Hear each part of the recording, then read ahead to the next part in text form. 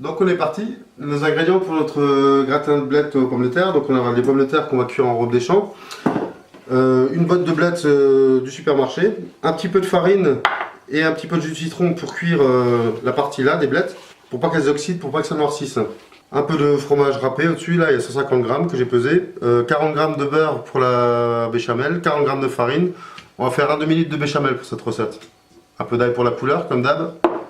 Et de la noix de muscade râpée. Pour bien faire et pour gagner du temps, on va commencer par mettre les pommes de terre en cuisson. Donc c'est ce qui prend le plus de temps, donc on commence par ça. Pour cuire nos pommes de terre en robe d'échange, j'ai mis les pommes de terre dans la casserole, de l'eau à niveau, un peu de sel. On met à bouillir et quand ça bout, on baisse un petit peu le feu pour pas que ça explose.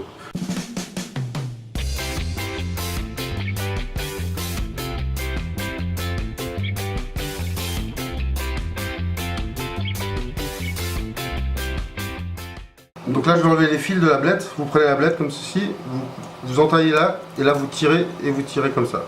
Ça paraît la même chose de l'autre côté. C'est un peu comme la rhubarbe finalement. On regroupe le tout, et puis on peut se faire des petits bouts de 1 cm et demi, 2 cm de large, comme ça. Tenir, voilà, le couteau vient glisser sur les phalanges. C'est un coup à prendre, après vous verrez, vous n'arriverez plus à travailler autrement. On va commencer par cuire nos feuilles vertes, donc là j'ai de l'eau bouillante.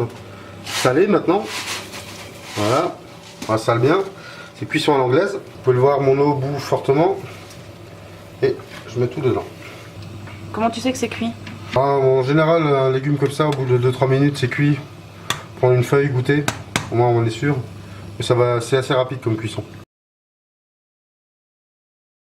Donc là c'est cuit, ça fait même pas 2 minutes que c'est dans l'eau bouillante.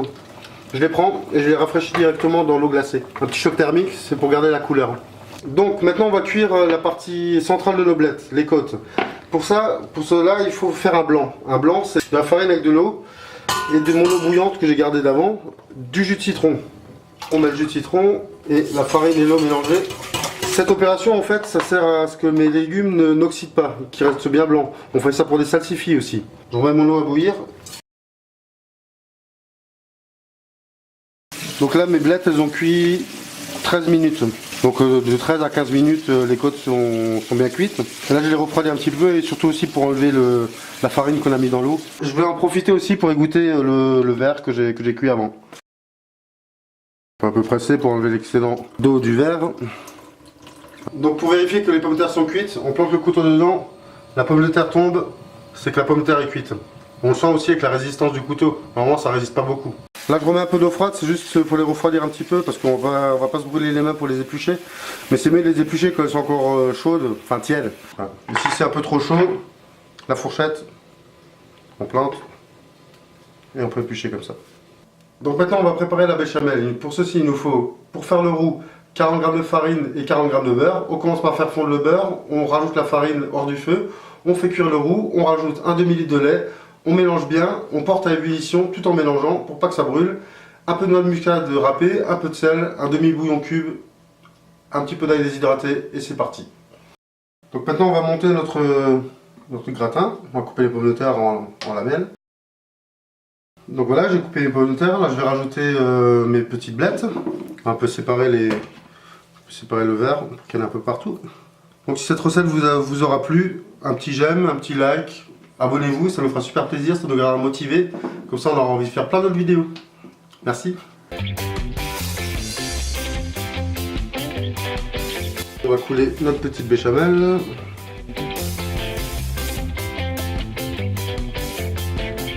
Donc là, notre recette touche à sa fin, pardon.